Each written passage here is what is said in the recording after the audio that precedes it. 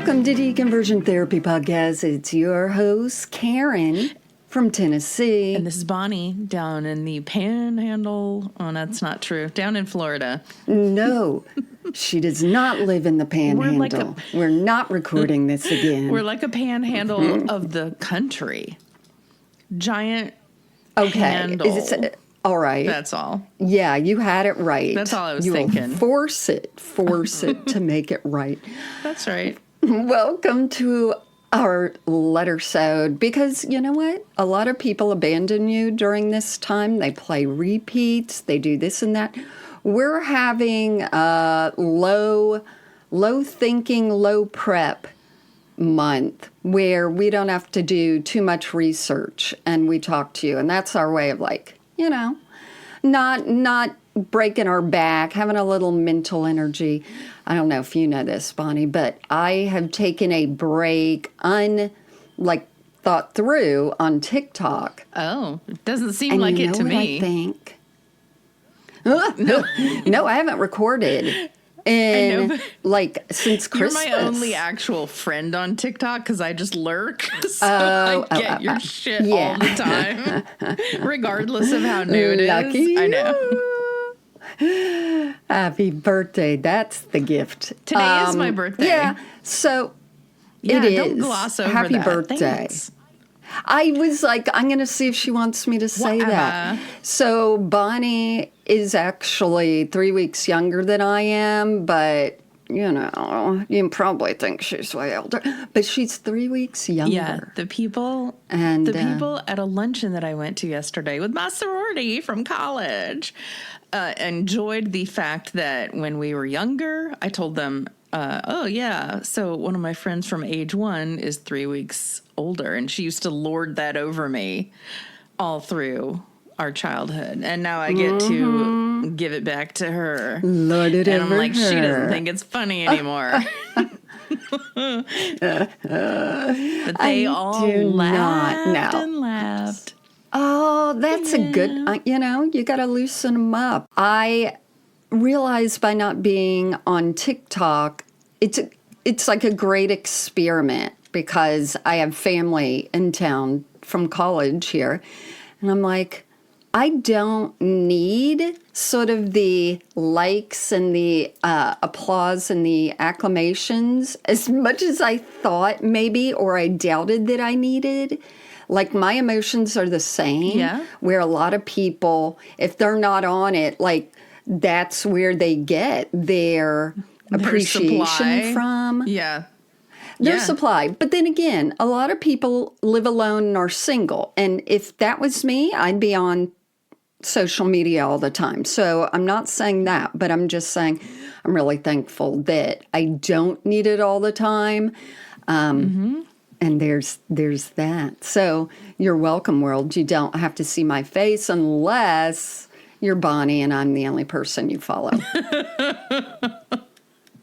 Yeah. Lo siento. Happy birthday. Well, we've got a Lettersode. We're going to read you some of your letters.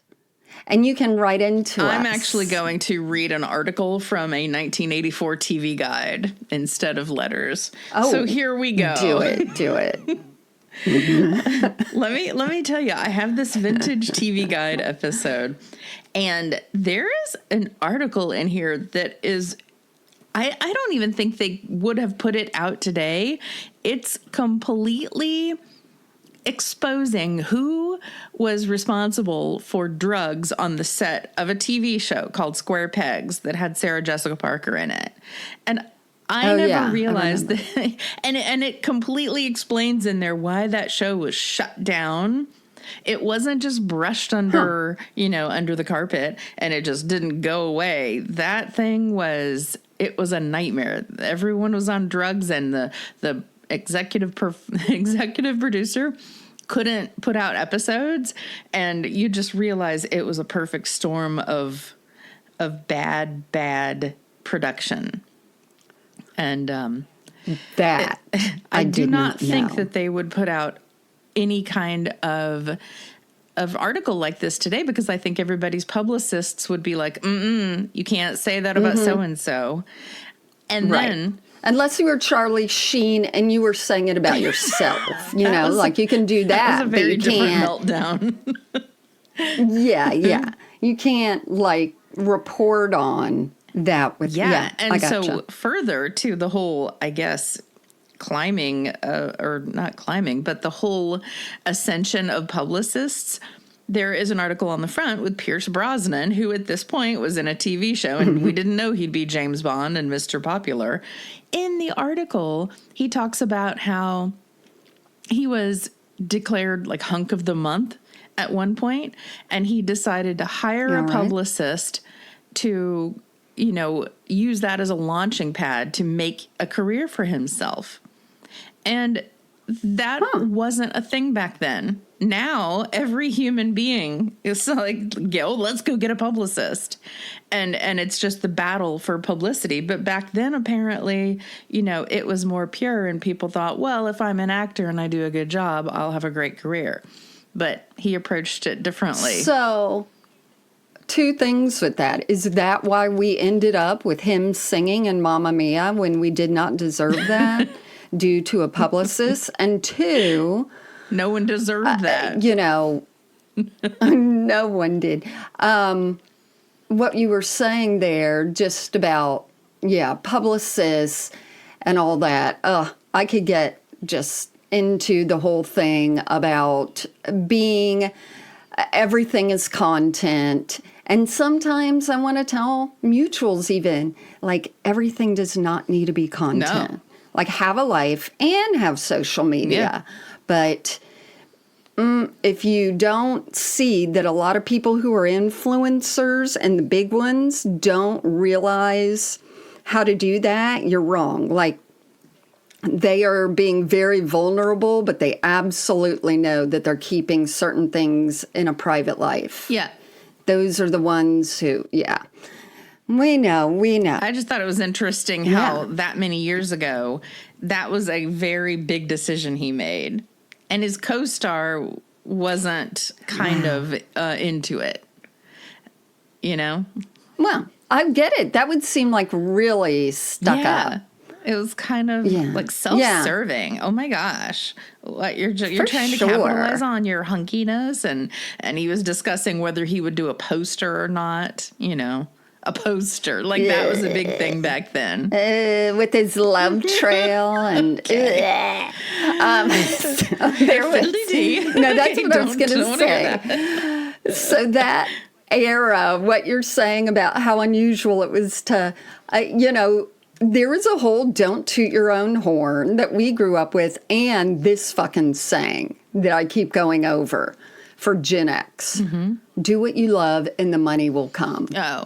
That is such bullshit. So now we're working with people who are younger that's like, go after that bag. And I'm like, what bag? Where is this bag? Is it a Gucci bag? But as in, we need that for balance because it was drilled into us. We were indoctrinated, just like people are indoctrinated into religion, to believe these sayings that worked in an economy of the 80s. And I will, where I'm going to go with this.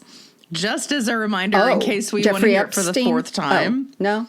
Eric Clapton did not want to publicize his album that had Layla on it because he put it under the band name Derek and the Dominoes. And guess what? It didn't perform. What? Yep. It did not. And so even him, come on. Yeah, it was a very different mindset of it has to be based on substance. Right. And what we see now, chillins, is no substance. No, I think there's plenty of substance out there, but you have to wade through it. The cream, just like the you cream did then, will always rise. Yeah. The cream will always rise to the top. Doesn't matter. Anybody can. And shit rises, but I agree. I don't know. We can talk about that. That's a whole other thing. Come to Bonnie and Karen's fight. We better read letters, though, because I think could be what people are here for, although they shouldn't be, because we already lost the plot of where we are in this little thing. So we have a whole like list that gets fed into what is this? Spreadsheet? A Google sheet. And when Bonnie and I open it, it's like discovering it for the first time every time. Yeah, it's like nuggets sort of gold. sad. We need it organized. Yeah. So do you want to go first or me? Yeah, I'm going to read something from somebody and I will cut to the bottom. It says this person does not want their name used. So, the power. Those. All right, so It is Franklin Graham. Franklin Graham. my story. I first want to thank you for your podcast.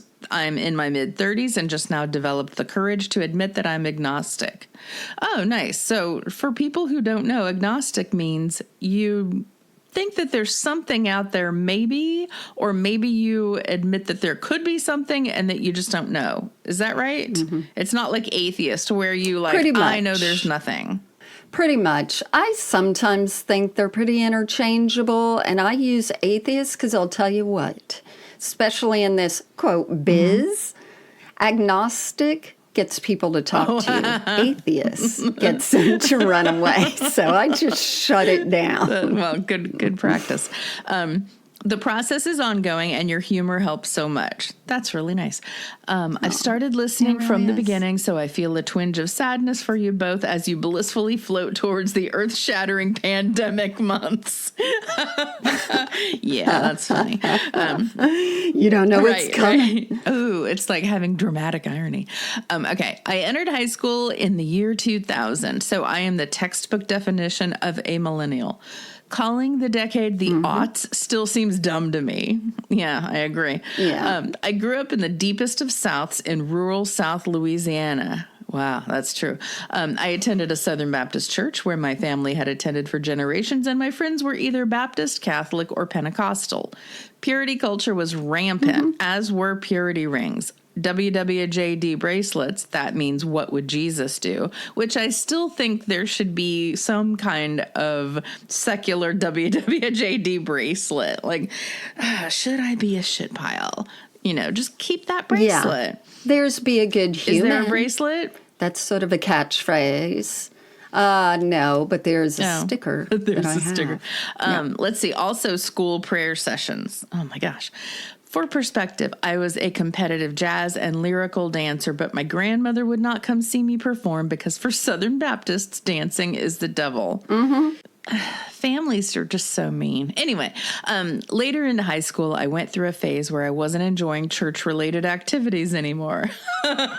Shocking, right? As most teenagers do. I was discovering more about myself, and I discovered that I really enjoyed rock music. Heavy rock music. Korn and Incubus did not match my wholesome persona, but it is who I was. It was a striking contrast to the kids next to me who weren't allowed to listen to secular music. I can thank my dad's hippie phase and excellent taste in music for my musical freedom. Regardless, friends and family were increasingly concerned about my evolving goth tastes and stage a soft intervention.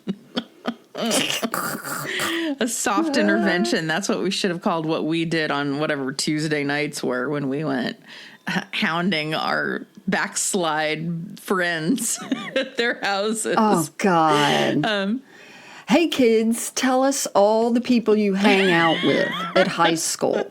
And now we're going to go to their houses unannounced. Show up. And tell them God's disappointed in them. Our pastor often served as a substitute teacher at our school and coached local sports. I was cornered at school and convinced to attend a special youth group Q&A at the church where we could ask the pastor anything we wanted. Get ready. I piled into a room in our church with several other local delinquents and decided just to observe. 2 questions that were asked stuck with me forever. Oh, God, here we go. Question 1, what if you get married to someone and you're not a virgin? Pastor, well, when you have sex for the first time, that person is your spouse in God's eyes forever. Shit. Oh, my God. That is absolutely terrible but true Terrifying. belief system. And how do they know what God wants so much? Anyway, then back to the letter. God does not recognize divorce, so who you lose your virginity to is your husband or wife for life. Oh my God, I was stunned. What happened to pray for forgiveness? I wasn't a virgin and my first was an absolute shit pile, so I was in trouble. Question 2. Do dogs go to heaven? Exactly. Pastor. That is what the belief system should hinge on. Pastor, God puts animals on earth for human consumption only. So that's why our dogs are here. I don't think so. Animals do not have souls, so they do not go to heaven. Who tells kids dogs don't go to heaven? I know not everyone loves dogs, but I love dogs and dogs love me, so this messed me up big time. In hindsight, 2 decades later, I can see how much this moment in time shaped me. I've rejected the church and the oppressive ideals it promotes. While it took me a long time to reconcile the damage purity culture did to me, I eventually married a wonderful man who is not a shit pile, and he happens to be a professional musician. Oh, good on you. I've also had... Unless it's a drummer. Okay. I've also had many dogs since that moment. The ones I've lost along the way are in some form of heaven, chasing rabbits and pissing on tires for the rest of their happy eternities. Dogs are angels, and I won't be convinced otherwise. Oh, that's so sweet. Absolutely. That was such a thing in ours. People were always like, what about dogs? No, they're not sentient beings and all that bullshit. And I was like, I will not accept that. I will not accept that. But the other thing about whoever you have sex with is who you're married to. In when God's I was doing a eyes. serious article about all this stuff with purity culture for Jezebel, that was something I came across that I hadn't thought about, that there were 2 people that wrote me and said, because the church said you were like spiritually married, they married their, quote, abusers. Oh. So that's like fucked up. That's totally fucked up. Yeah. Nobody should let humans interpret, God, but that's all this is about. That's all it is. Yep. Oh my gosh. God should tell us, but has he? No. So no, next. He's busy. He's busy. God, shut it down. What if he is telling us through the dogs? Boom. Yeah. Okay, I got a short one, and I think Shane is a guy, and this one's for the guys. My husband would love this letter. I'll make him listen to it. Okay. And that's all I'm going to say. Am I stereotyping? Yes. Okay. Here we go. My grandmother and I were at Mass one weekend. We were at the part of the service where the priest consecrates the bread and wine for the Eucharist. Mm-hmm. An elderly widow with a few pews, within a few pews in front of us, she rips a reverberating fart on the wooden pew. My grandma and I couldn't control ourselves. We had to sit down from kneeling and turn away from each other, struggling to keep the giggling quiet. Our faces were bright red and tears of laughter in our eyes. And that's the end of Shane's, and I love it because a guy with a fart story is just the epitome of male joy, stereotypically. Although I will tell you, my grandmother and I were the ones in the family who would read dirty jokes and cackle. And everyone was always upset. And I'm like, you guys are so jealous because you don't have a stupid sense of humor. So just shut up. Well, that's in my head, So there was one trip in the car where my grandfather was driving, my mom was in the front seat, and my grandmother and I were in the back seat. And I was reading from this book of jokes, and they weren't the cleanest of jokes. And we had the light on in the car, and they turned the light off on me, and I'm like, oh my gosh, and it was dark outside, so we would just read with the lights from the headlights behind us. And oh man, I've never seen 2 people such curmudgeons about jokes.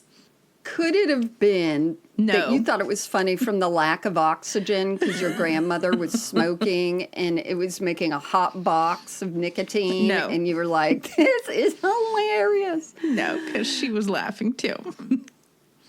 You would tell me every once in a while a joke, and I was like, oh my God, this is ungodly. That was in my mind, but I'm sure I prayed for you. No, I probably didn't, because when people say they're going to pray for you, they actually never do anyway. Yeah, they don't really want to pray for you. Bam. Bam. All right, so. All right, the old farts. Okay, so. Get it? Let's see. I'll give you another one here. This person, I always like this. I want my name shared on the podcast. No. Awesome. Okay. Here we go. My story. Although not born into an evangelical Christian household, I managed to become one while living in a small Canadian city called Moose Jaw, Saskatchewan. Ooh, Moose Jaw. Yeah, you gasped. I thought that meant you knew it. It's like the... No, I know. I just know it's medical term, moose mandible. I know the word moose and jaw and Saskatchewan. It's like the Southern Bible Belt, but a lot colder. After a few short-term missions, my wife and I became involved with an international missions group and ended up spending 4 years in North Thailand as missionaries. Serving. Hello. Yeah. That's where I was. Let's see. They were serving at a missions guest home looking after missionaries from closed countries, those who don't allow missionaries. Exactly. This is where my because China's right there, so they were either in Chiang Mai or Chiang Rai. So China does or does not allow missionaries? No, they don't really at that time probably allow anyone in too much. They're just isolating all of their citizens so they can boss them around. This is where my deconversion actually began. Watching missionaries from many countries and many denominations participate in dishonest practices in order to get into closed countries opened my eyes to how people had subverted and misread Scripture in order to fulfill Scripture. Yeah, so it's that whole greater good thing. Oh, here we go. A method used to get into China was missional business, as if 1 billion Chinese didn't already know how to run a business. Most of these businesses lost money, of course, but we got people in the door. We actively participated by carrying hundreds of SD cards with illegal Bibles copied into them into Vietnam for distribution to local underground churches. Oh my God. I know. At the time, it seemed adventurous. In retrospect, it seems shameful. First, for breaking Vietnamese law, but in God's name, right? And second, for imposing our faith on those who didn't ask for it. And anyway, this experience got me interested in learning more about my faith and what I was doing in the name of it. Deconversion starts with a still small voice inside saying, what the fuck? I don't think it was the Holy Spirit, but who knows? He's supposed to work in mysterious ways. Once back in Canada, I pursued learning more about the history of the Bible, who wrote it, when it was written. I still go to church with my wife, who has not followed the same path as me. I guess she's unequally yoked now. Mostly I just sit and take notes and critique every sermon, looking for errors or misleading teaching. It's a way to practice my writing skills and maintain the social aspect of being at church. I love that. I must be good at looking the part of ex-missionary because I keep getting asked to sit as an elder on our church board. I politely decline on the basis of philosophical differences, and no one ever asks what they might be. Wow. Of course. Yep. Love your podcast. Thanks for being there. That is so nice. Oh my gosh. First of all, that is my story. Yeah. That is exactly my story, which will be in my book. And I, where you start actually thinking about what you're doing.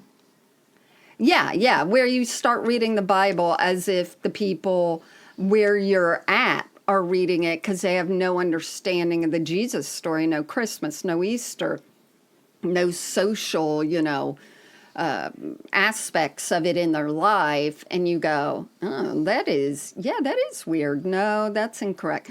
But I'm wondering, I want to talk to that person, because when we were in Chiang Mai, we really wanted to go to Vietnam, but with missionaries going to, was it Cambodia or Vietnam at that point, they were like, we can get you in there, but we can't do anything to get you out.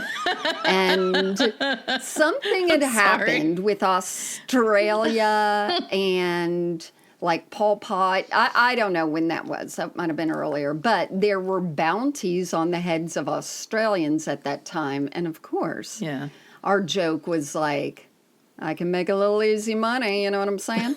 I'm sorry. Go back to just how funny it is. We can get you in there. We just can't do anything about getting you out. Right. Oh my gosh. And that's why you want to go, because you're sacrificing, like the bigger sacrifice. And we knew people in Chiang Mai who went in and out of China all the time bringing Bibles. And this one guy was like, yeah, I met these, this village of people who had never seen a white person. And you're like, wow, you really got in there. But then you're like, shit, you really got in there. Yeah. Like later, you're like, leave them alone. Yeah. Anyway, I relate, and I would like my name read. Okay, let me read you my last one. This is by Becky. You can use my name because 20 to 60% of viable mid-1990s fetuses became Becky's, Becca's, or Rebecca's.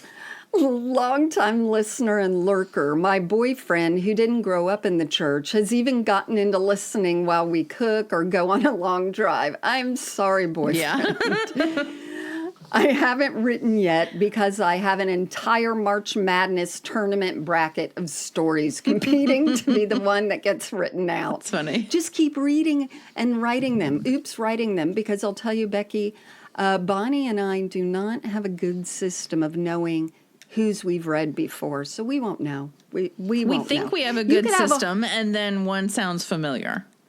Right. Yeah. And the name. So we could have a whole episode of yours and have no idea. All right. Next, Karen, I, quote, snarkily went to college instead of writing out pledge letters for YWAM because one of the elders of my Baptist church pointed out that, quote, a college campus is a more immediate mission field than overseas. Then God blessed me with a scholarship because I am chosen and more extra special than you. But you know what? I went after college. Yeah. I think that's true. A college campus is definitely. Oh no. No, it's way more important to, if you're thinking that you're correct in trying to be a mission to people, do it at home first. Oh, see, that's what drove me crazy about my mom, because she didn't want me to leave. She's like, do it in your own backyard and da-da-da-da-da. And I'm like, I'm sorry, you're not as good a Christian. These verses say doodly-do-do. But I'll tell you, people who were foreign missionaries and then deconverted later also realize, guess what? I like to travel. Yeah. And so, yeah. Okay, here we go. She's more special, blah, blah, blah.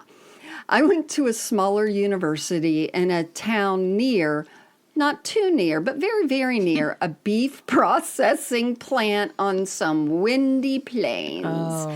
I'll be damned if one of the churches across the street from campus wasn't a Baptist church, and I'll be damned if I wasn't quickly involved in the Sunday morning Bible study, Sunday service, Wednesday college service, a college-age Thursday small group, and a bi-weekly women's group within 3 months of moving to this town to be a full-time student. I get that. It's socialization and usually teeny tiny food. At Wednesday college service and in one of my classes, I met a guy who I married shortly after. The summer after I got involved with this church, but before I married this guy, pure ass dating timeline here, They were planning a mission trip to go witness to and get in douchey, pointless theological debates with the missionaries stationed in Temple Square, Salt Lake City. Oh, God. Oh, it's gonna be a mainstream them. Christian Mormon Bible verse off, like dance off. I feel like those Mormons were probably way better educated in how to do it than some random Baptist person. It's whose side God's on, Bonnie. No, that's the truth. I don't know. That's it.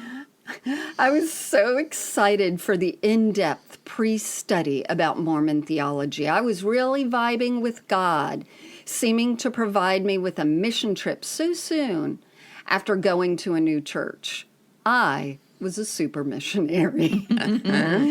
When the time came for us to finalize and pay, yes, I paid for this, guys. Don't say I wasn't a real Christian. Yeah. Yes, for people who don't know, you always pay.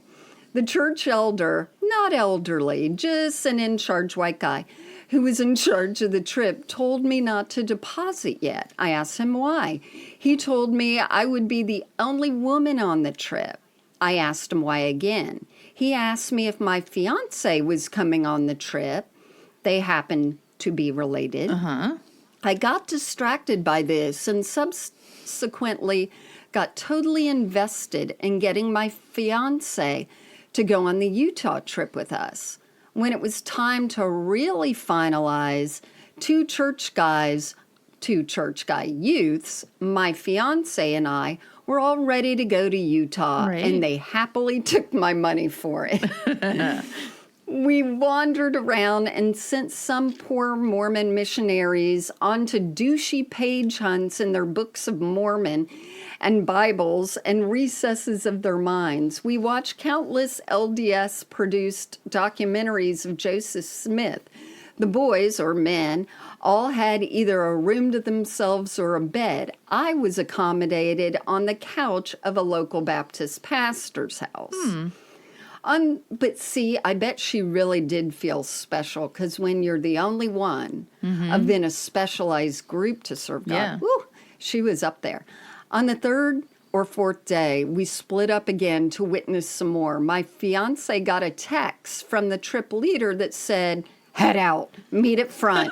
As we saw the same trip leader, he was being followed out of Temple Square by two men in suits wearing earpieces and frowns. Yeah. The group convened, and I was relieved that the decision was to honor their request and just leave. I'm now neither a missionary nor married. I appreciate the way Deconversion Therapy laughed with me as I left. Love you both like cool aunts. Aww. Thank you, Becky, and I'm so glad you're out of that shit, which, I mean, I would have loved it too. I would have just, had my Bible there, been like, I'm going to crush these satanic people. This is just so funny, because it's like a battle of I'm right, you're wrong. Right. And that's it. They ultimately ended up running from people who were organized and had headphones and had security guards. Correct. So, but I can tear apart, having been in these situations, what their thought pattern was.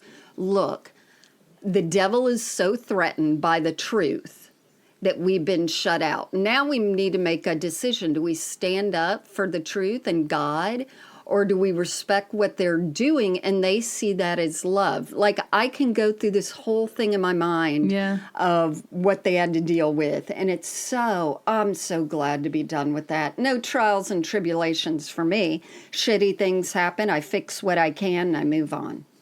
It's such a gives me more energy. Yeah. To dislike country music. I get to spend my time on what's important. Well, great. Just go ahead and alienate the country music listeners. Sorry. Except for Jason Isbell. Okay. Do you have any more, or are we rounding? I think we've wrapped it up up for this one. Gosh. That's a wrap. people. We love your letters. Send them in. On especially Instagram, I'm going to be doing call out for letters that might go with a certain subject we're preparing for the months where we will be thinking and researching, which is probably next week. So please send us any news stories and watch out for calls for specific topic stories too. All right. Anything else for the good of the order? I just really appreciated in your letter that they use shit pile. I swear, I'm going to patent that. We're going to get it on every billboard in the country. No, thank you guys. The support means everything that you write us. It's just, when I stop to think about it, I get verklempt. I know. This is one of my favorite things ever. So thank you guys so much. And happy 2024. We'll see you next week. And happy birthday, Bonnie. Thanks.